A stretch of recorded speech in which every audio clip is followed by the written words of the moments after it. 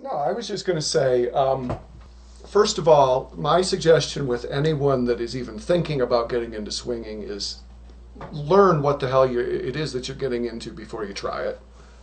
And you better already have a strong relationship to begin with.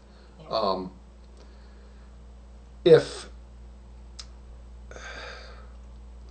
looking at another person, an attractive member of the opposite sex, is dipping your toe in the pool, then swinging is like diving off the high dive into the shallow end. You better fucking know what you're doing or you're going to get hurt. I ask questions like, okay, do you guys talk about your sex life? A lot of couples don't. A lot of couples get into a routine where when it happens pretty much the same way every time, and there's not a whole lot of discussion about it. We fall into that trap once in a while. But if you have a good communication between the two of you going about your sex life, that makes things a whole lot easier. I also asked, do you watch porn together? That's a really big thing as far as I'm concerned. If you can sit down with your significant other and watch a good nasty porn video and it turns you both on, you've taken a step right there. That's a big plus. Because it means you're open-minded to be able to at least see other people and because let's face it, anybody watching porn is kind of fantasizing a little bit about what that would be like. So that definitely helps. Really helps if you watch Alanna's porn. That's by far the most important thing. You look like you have something important. Well, I wouldn't say it's important. It was just what I was going to say the same thing too. I would say too, if you're still feeling, if one of you is still feeling like, I don't know, I just don't know. I mean, going to a place, what's it like going into a club? What should we expect? And it's kind of like going to a wedding reception.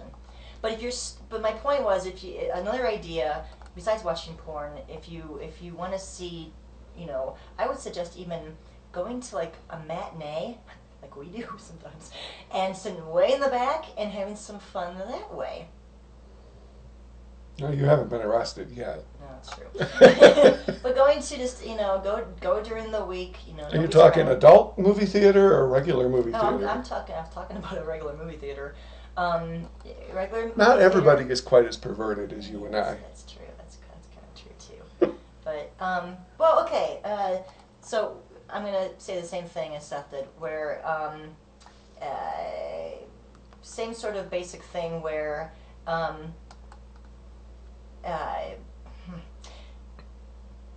relax. Go. There's off premise, which is like a wedding reception.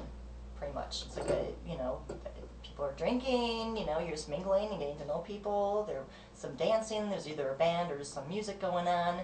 On premise, you can actually do stuff on the premises and get a room. So, you have ideas here of how to be more open, I guess, if you want to. Am I rambling too much? No, you're fine. No, I'm just, sorry. But I really think that if people are thinking about getting into swinging, if you're thinking about doing it to spice up your sex life or improve your sex life, that is the absolute wrong reason to do it, because that probably means you don't have a great sex life to begin with. And you better take care of that before you try going on to the advanced graduate level. You know what I mean? Yes. Yes.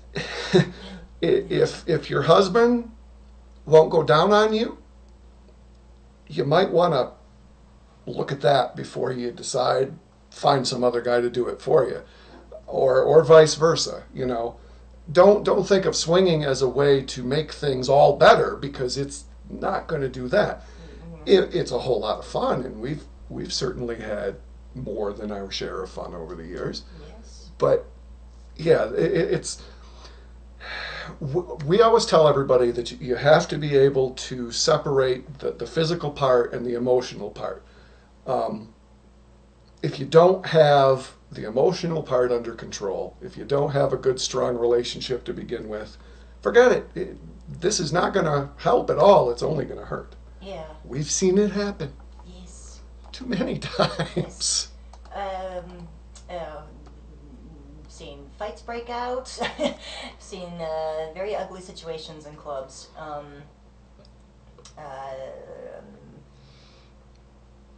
No, I'm really afraid to say some things because I don't want to say the wrong thing either.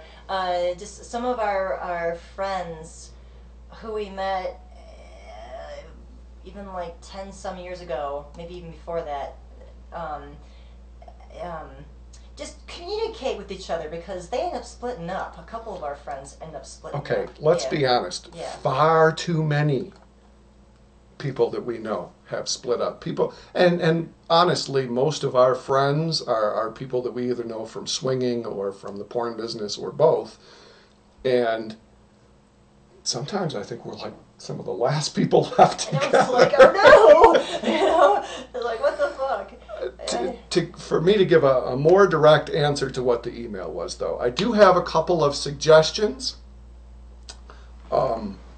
If you feel like your relationship is strong enough to try swinging, there are ways to bring it up without making it sound like you want somebody else.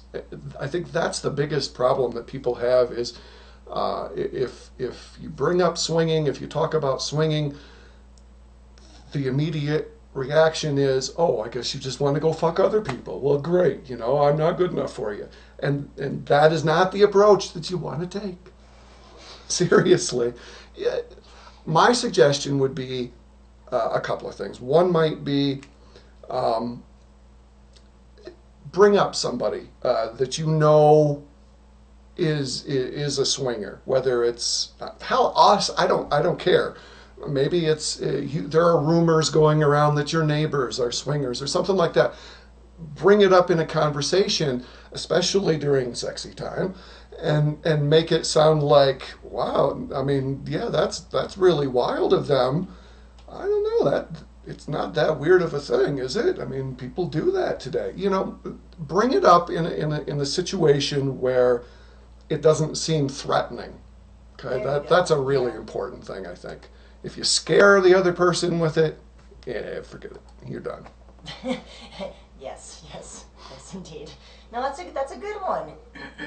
That's a really good point because in this day and age, swinging has become kind of like, more acceptable. I wouldn't say it's commonplace. I would say there's still a fairly low percentage of people who do that or have done it, but I think a lot more people are willing to at least try.